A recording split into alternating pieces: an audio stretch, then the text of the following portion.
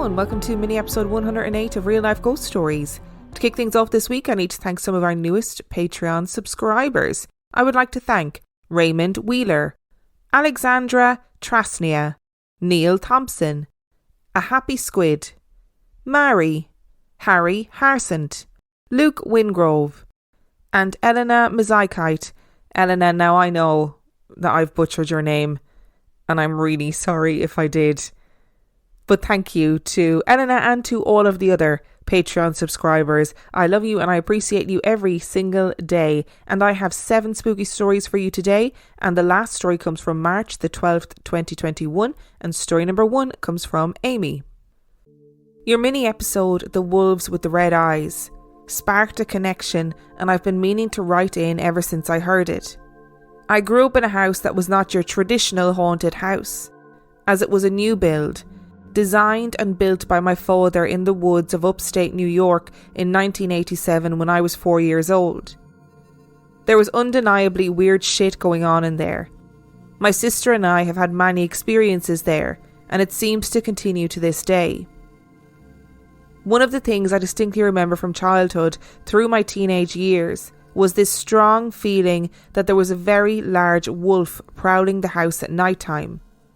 I never saw it, and being one of the few things that I only sensed and didn't see or hear myself, I never discussed it with anyone, even when I was talking about my creepy experiences.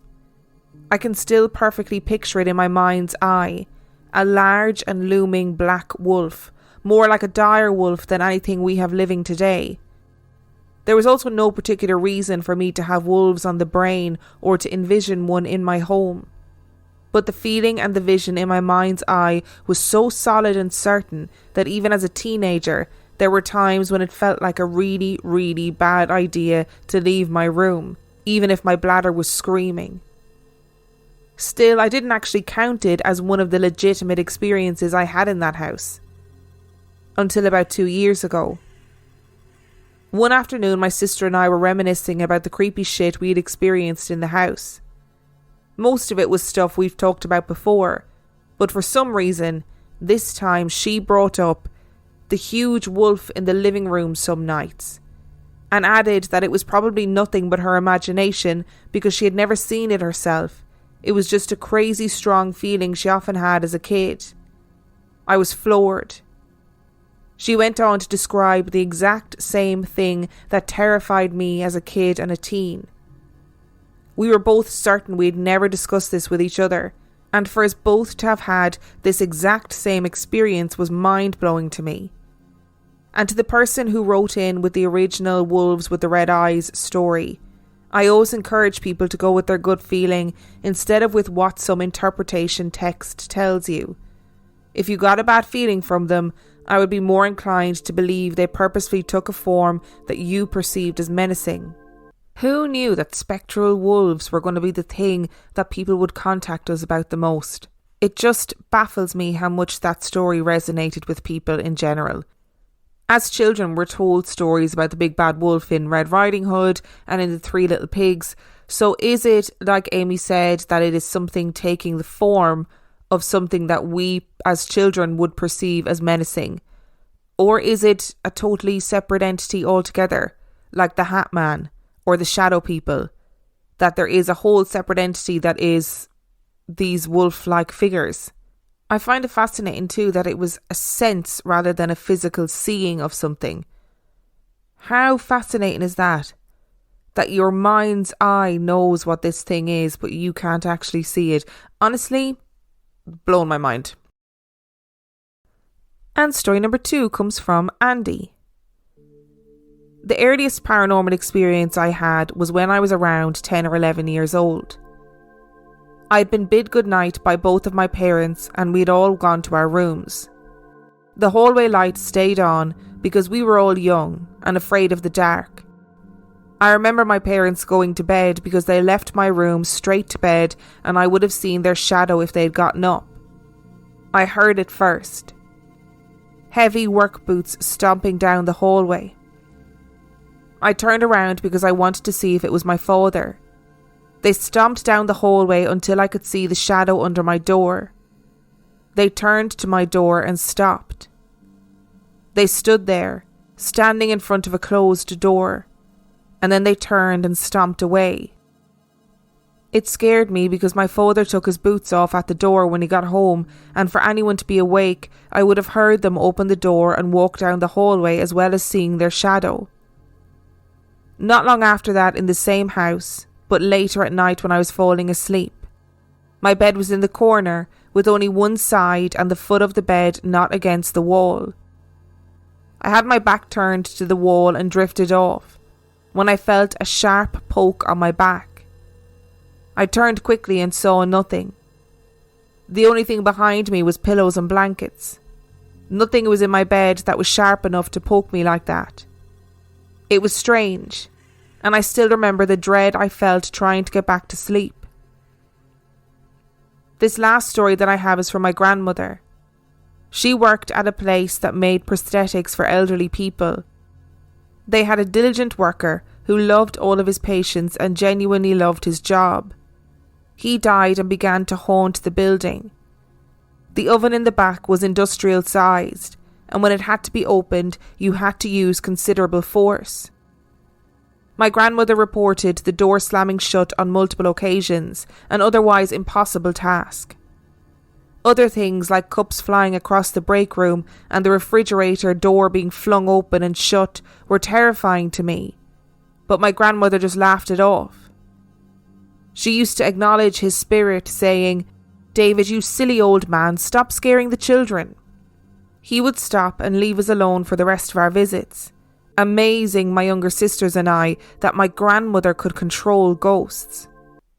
The shadow under the crack in your door is such a primal fear for me. Like, it's such a childhood fear where you used to think, oh my God, what if I saw somebody standing on the other side of my door? And as an adult, like living on their own, my house isn't haunted or, there's nothing untoward about it whatsoever. But sometimes I think I need to stop sleeping with the whole light on, because that light under my door makes me think, what am I going to do if I see a shadow standing there? Like, what am I going to do? It's such a scary thing to have happened. And to hear something stomping down the corridor as well, like in work boots. That's a lot. Your grandmother also sounds like an incredible woman with exactly the right attitude to just accept the fact that this ghost is the ghost of a man who is there because he loved his job in life, and therefore it's okay to not be frightened of him, to just say, okay, stop it now. You're being very annoying. And I too would have thought, my God, she can control the dead. Today's episode is sponsored by HelloFresh. Now, look, I know I've been doing fun, silly ads for HelloFresh at the moment, but I thought I needed to do at least one ad where you could really get an idea of what HelloFresh is all about. Did you know that March is National Nutrition Month, and HelloFresh makes it easy to choose delicious dietitian-approved meals? Simply look for the Dietitian Win tag on their menu choices for meals with under 700 calories and with 1/3 less sodium. And those aren't the only options, so you can choose quick cook, you can choose that your box is family friendly, carb smart, protein rich, vegetarian, pork free. There are so many different options to choose from. HelloFresh sends you seasonal recipes that come with ingredients already pre-proportioned, so all you have to do is cook and enjoy. And I've said it before and I'll say it again, I'm not a good cook. It's not something that comes naturally to me, but let me tell you, when I'm getting HelloFresh, I feel like I'm Gordon Ramsay, I'm taking pictures of every meal and I'm sending it into the group chat. To be honest, HelloFresh is one of those things that I'm always going to recommend, whether I'm advertising for them or not. It's quick, it's easy, it's great for people who maybe aren't very good cooks like me. It's cost effective, and it also saves on a ton of waste. So go to hellofresh.com/real life ghost stories 60 and use the code RealLifeGhostStories60 for 60% off plus free shipping. That's hellofresh.com/RealLifeGhostStories60 and use the code RealLifeGhostStories60 for 60% off plus free shipping. Today's episode is sponsored by Hers. This time of year, all of the emphasis is always on organising your space. It's always on wellness. It's on spring cleaning. It's on fresh starts. But actually, the most important way to take care of yourself is to take care of your mental health, and you can do so at forhers.com. At forhers.com, you can get access to real medical providers who can prescribe trusted anxiety and depression medication if it is right for you. The process is 100% online, including unlimited check-ins, provider messaging and support along the way. Plus, to make things even simpler, you can get your first month of treatment for just $25 if prescribed. To get started, go to forhers.com/spring. That's forhers.com/spring. And I know for some people that getting access to proper mental health care can be a serious source of stress in and of itself. It also can be really difficult to talk to healthcare providers face to face about things like your sexual health, about things like hair loss, and about things like your mental health. That is why Hers makes it simple. Get started today at forhers.com/spring. That's forhers, forhers.com/spring. The offer is only available if prescribed. Prescription products require an online consultation with a healthcare provider who will determine if a prescription is appropriate. The subscription is required. Additional restrictions apply. See website for full details and important safety information. And story number 3 comes from Kayla. So when I was about 5 or 6, this happened to me. I'm the only girl of 4 kids. With being the only girl, I had a room to myself all my life. Growing up, that was hard because I was a scared little child. I always had to sleep with a nightlight on and my Hello Kitty radio on playing music. There were many nights I would sneak into my older brother's rooms to sleep with them. I also had an issue like most children do. I couldn't wake up in time to use the bathroom in the middle of the night, so I would sneak into their rooms to sleep in dry sheets. Anyways, one night my mother was out late with her friends and I'd gone to my brother's room to sleep on the bottom bunk. I was a mommy's girl, so I laid there crying because I wanted her. So as I laid there crying, I felt arms wrap around me from behind. It didn't scare me one bit. If anything, it calmed me down and soothed me. I was able to calm down enough to almost fall asleep when I heard movement downstairs. I got up and went downstairs to see my mom had returned. I told her the story years later as an adult. Her and I both believe it was an angel. Regardless of what your beliefs are, I choose to believe that it was God sending an angel to calm a crying child, and it brings me much comfort. I wish that angel would hug me when I'm having rough days now.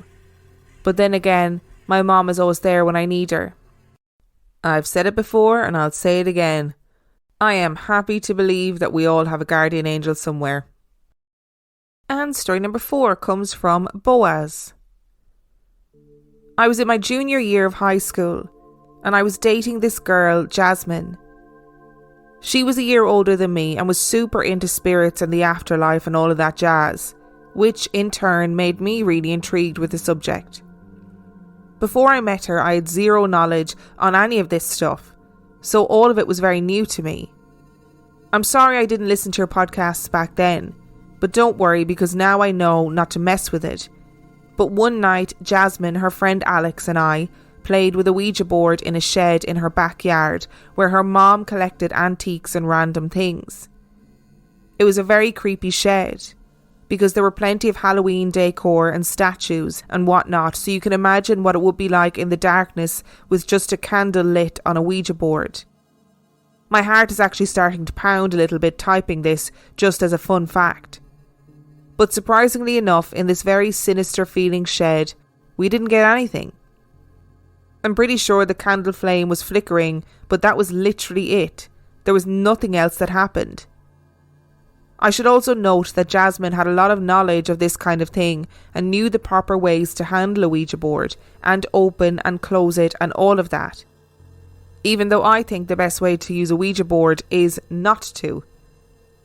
So skip forward a week or so and it's my friend Daniela's birthday. There were about 7 or 8 of us hanging out at her house and Jasmine and I thought it would be a fun idea to whip out the Ouija board. Jasmine, Alex and myself were the only ones who were really taking it seriously.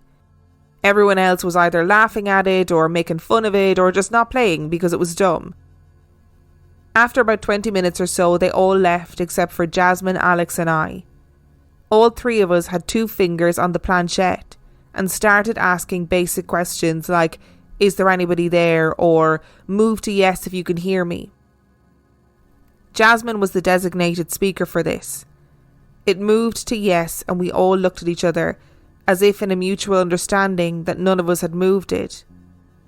We had about a 2-hour-long conversation with whatever we were talking to, and it seemed to be truthful and honestly kind of nice. It was like a normal conversation with a person. At first it said that it was a man who had committed suicide in the attic, which is where we were playing. We believed it at first, until it started doing weird things on the board. It would move from the letter Z to the letter O, faster and faster. Jasmine said goodbye and closed the session, but we reopened it because we were all still young, dumb and curious. It admitted to lying to us about being a man, and told us it was a demon that wanted to harm us. I wanted to stop playing, but Jasmine and Alex wanted to continue, so we said goodbye so I could take my hands off the planchette and continue to watch them play. I was still kind of interested, and I kept telling Jasmine what to ask even though my hand wasn't on the planchette, and it still answered my questions before she had asked. Daniela had come up to check on us and sat down with us for a minute because she had become curious as well. When Daniela would ask questions, she would have to go through Jasmine, as if it couldn't see or hear her, but it could still see and hear me. That kind of freaked me out a little bit, but I still stayed. Needless to say, Daniela didn't stay very long after we realised that. It progressively got more and more mean and almost angry, and would violently move the planchette around the board and attempt to make upside down crosses and whatnot. Jasmine would always close the session before it got too crazy. At one point, the demon, or whatever it was, spelled out Tony, Tony, on the board. Jasmine and Alex looked confused, and they asked if anyone knew a Tony. My heart sank, and I was overcome with a feeling of anger and frustration, and I yelled at Jasmine to close the session now, and I never wanted to touch another Ouija board. She kept asking why, but I didn't want to tell her until we had left. We left shortly after that, and I told her that Tony was my cousin, who had passed away about a year before that, and I was very upset about it. I was really close with Tony and I loved him dearly. We went back to her house and I told her good night and drove back to my house. When I got back to my house, nobody was home, which was odd because my parents are older and they are literally always home when they weren't at work, and it was 9 o'clock at night. My mom and my sister were out shopping, and my stepdad had travelled for business, which was just way too convenient for my taste, honestly. So I was alone, and I got out of my truck and I heard an owl. I've lived there for about 6 years and I've never noticed an owl before, but this owl was very loud, and it sounded like it was hooting at me. I saw it in a tree and it was staring at me. I tried to just brush that creepiness off and made my way inside my house, and I felt constantly watched. I just felt very uneasy and I was still angry. I turned on all the lights with some music. I called my mom and my sister because my mom was very religious and told her what happened, and she said that an owl represented the presence of evil, and that made my heart drop. I felt the most uneasy in my bedroom, so I just waited anxiously for them to come home. Nothing else happened after that, but I had an uneasy feeling like I was being watched the rest of the night, and was still angry, though I did try my best to just chill out. Also, some other info to note is that my stepdad's ex-wife had passed away in the living room, and that always creeped me out. My bedroom was her old office space where she did a lot of drawing and artwork. That's my story. I hope it's clear enough. I just really want some input. I've heard of Zozo before and I just don't know what is fake or actually true. So we know the PSA at this stage. Just don't play the Ouija board. Just don't do it. It's not a good idea for anybody. But in regards to Zozo, so that's been a whole thing since 2010 maybe. But from what I know of the Zozo demon phenomenon is that it came from one single guy who claimed to have communicated with the Zozo demon via the Ouija board. Then all this terrible stuff happened to him, and then he said he looked it up and he found loads of stuff online about it. I'm pretty sure that his motives were questionable. He is on an episode of Ghost Adventures, and it was one of the episodes of Ghost Adventures where I decided that I really actually actively disliked Ghost Adventures and didn't want to watch it anymore because the whole thing felt weird and exploitative, and it felt like there was a lot of stuff going on in that house that was definitely not paranormal and needed to be addressed psychologically. So I don't know how much I would believe personally of the Zozo demon phenomenon as it's told in the kind of mainstream conversation. But what did happen was, after this guy came out with his alleged experiences of the Zozo demon, lots of other people came out and said, oh, I've experienced the same thing or something similar. So I don't know, maybe it's easier for people who have experiences of the Ouija board to ascribe it, to contribute it to a being rather than it being ambiguous. I don't know. I mean, in regards to your particular situation, we know two things. We know that we never play with Ouija boards, and we also know that it's always owls. And story number 5 comes from Madison. It was 2009, and some of my friends and I liked to go cruising around the country roads at night time to pass the time. Every now and then we would stop at this old church, falling apart, in the middle of nowhere, and smoke a little weed. It was always dark and a little creepy, but that added an extra element of fun. One time we were smoking and we heard rustling in the bushes. We all got really quiet and listened. We heard it again, but it sounded closer. "Oh shit," my friend Mikey said. Then we heard a loud rustling directly in front of the car, and then immediately after, a thud on top of the car. "Oh shit, it's aliens," Mikey yelled, and yelled at us to get the fuck out of here. Not "oh shit an animal," not "oh shit Bigfoot," but aliens. My friend Shelly drove so freaking fast back to our friend's home, and when we all got home, we finally took in what just happened. And I don't think we ever went back to that spot, nor did we ever speak of it again. I honestly forgot the whole thing happened until I listened to your podcast this morning and it all came back to me. So I looked it up on the Maps app on my phone, and lo and behold, it was the same generalised area of the Kelly Hopkinsville encounter.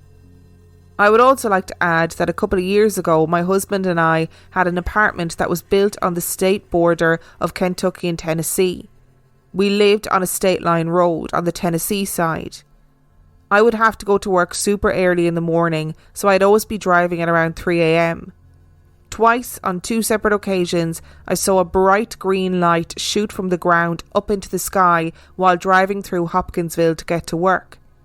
I told my husband about the first time, and he brushed it off as some military thing because we lived right across the street from Fort Campbell.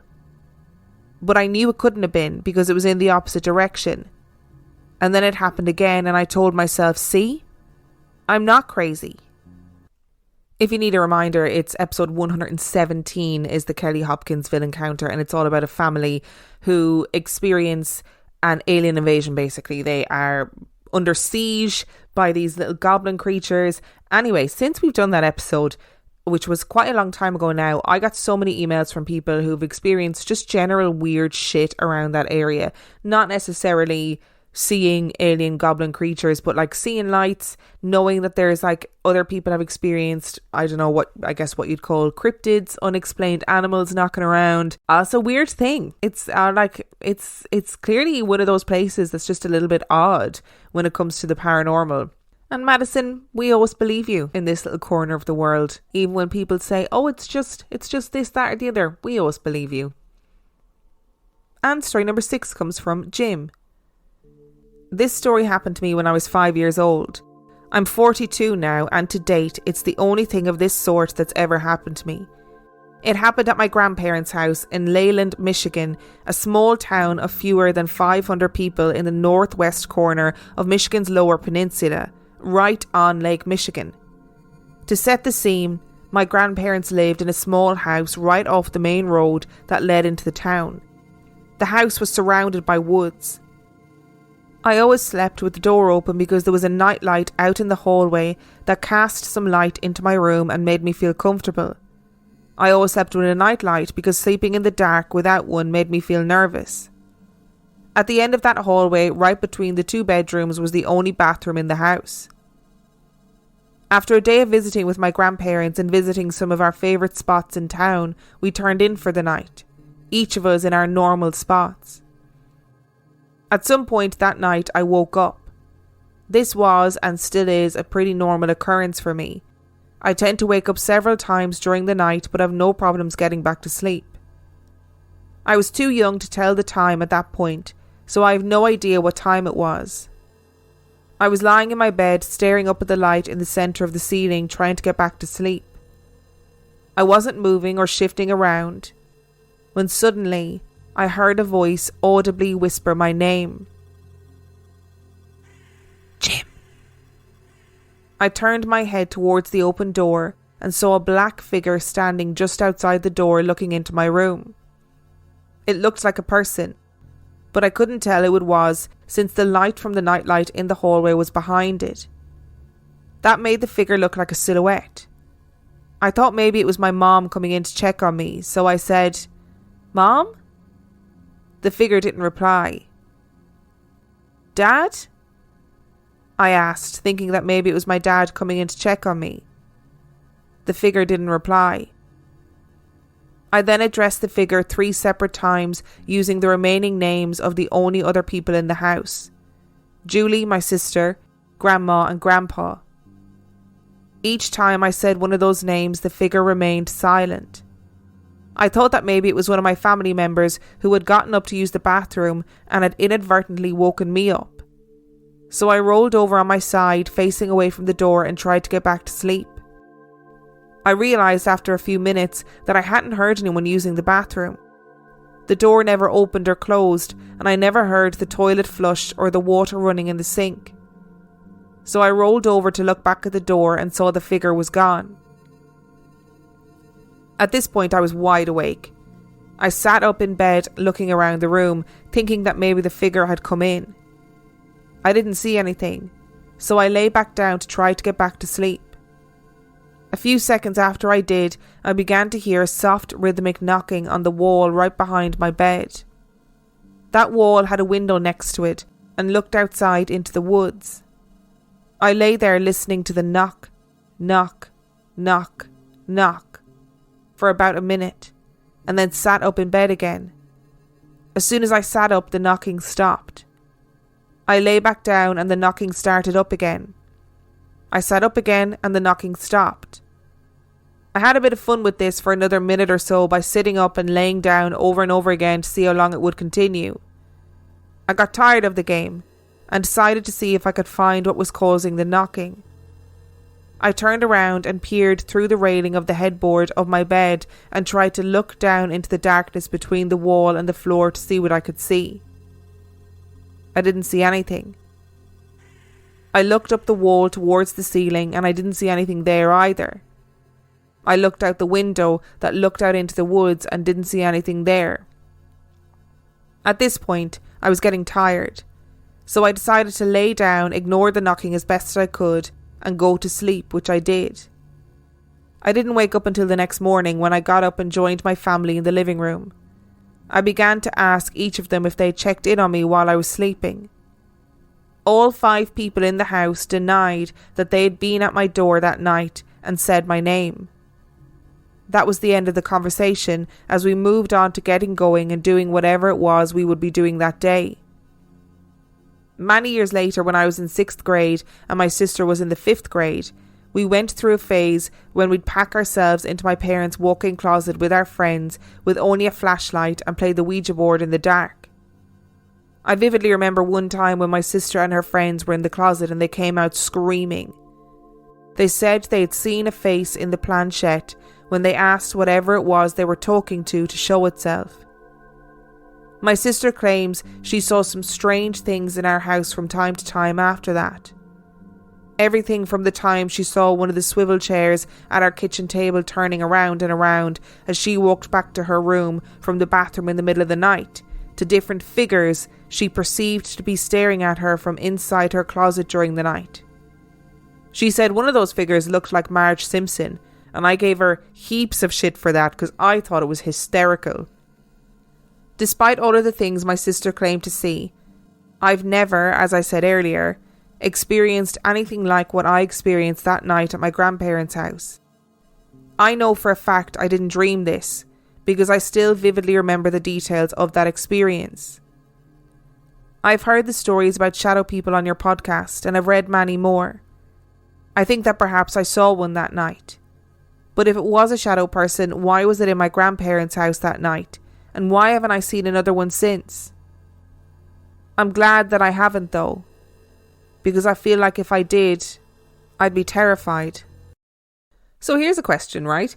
So many people have seen shadow people, have seen them at night time, have seen them during the day, have seen them full frontal, as in face on, not nude, but have also seen them out of the corner of their eye, whatever it is. So what are they? What's the point of them?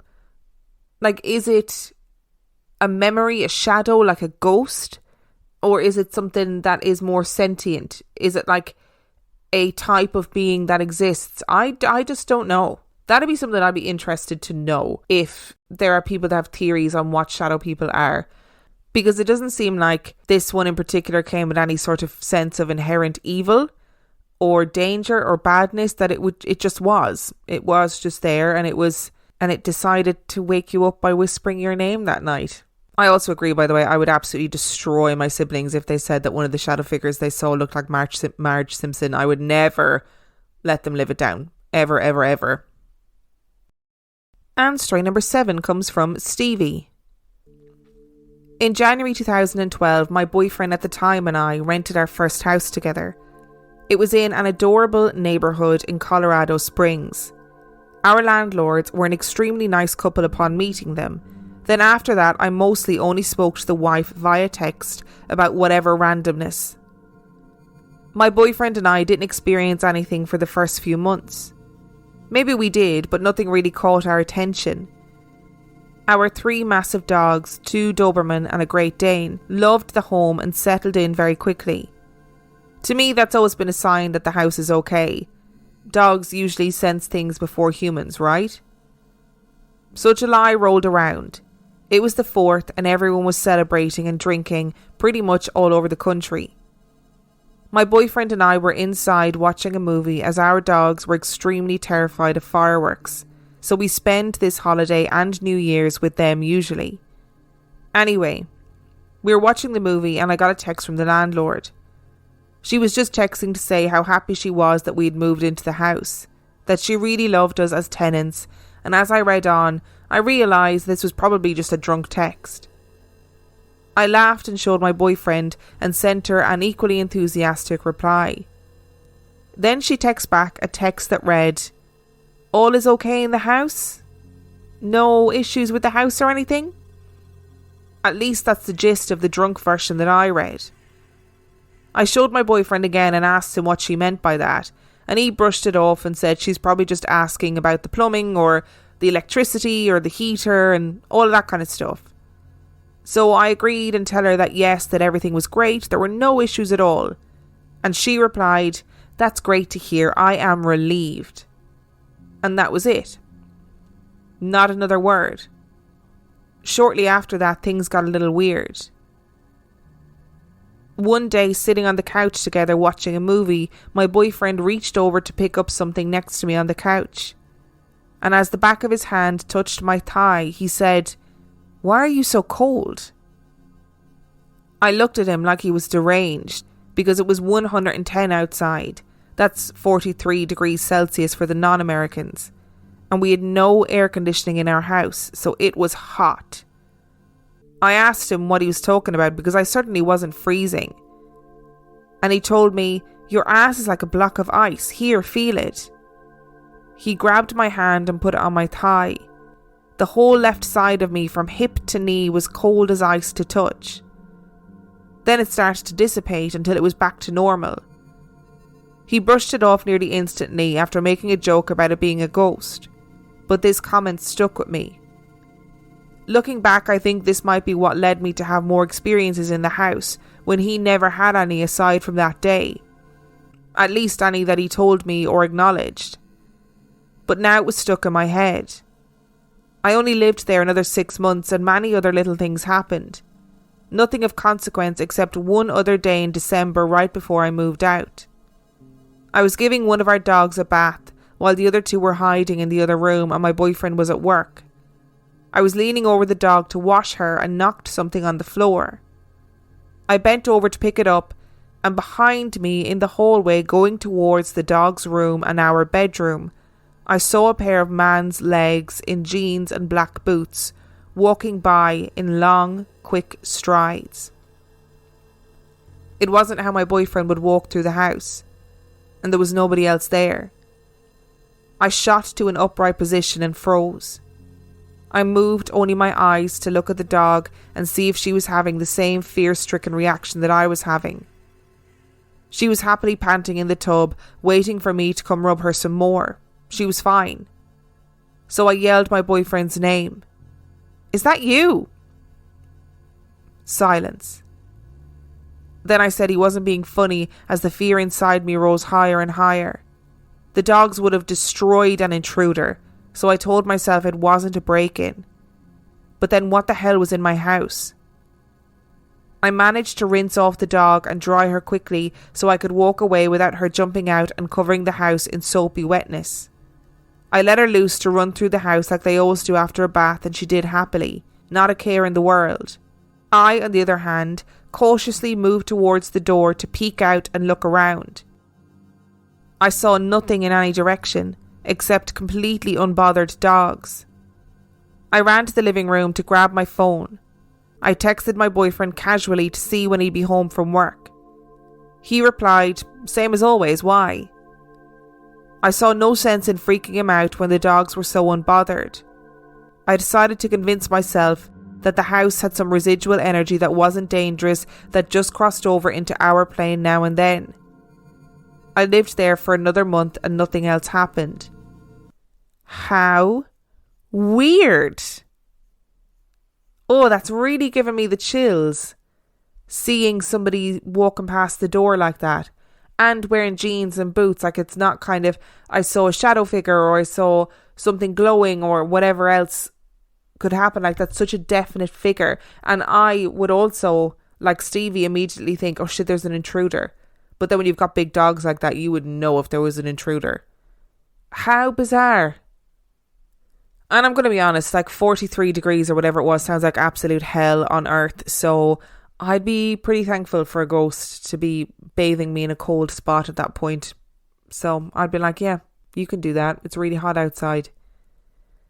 Thank you to Amy, Andy, Kayla, Boaz, Madison, Jim and Stevie for your stories. Remember, the last story came from the March the 12th, 2021. If you would like to find out anything about me, you can do so by logging on to reallifeghoststoriespodcast.com. And on that note, I shall see you next time.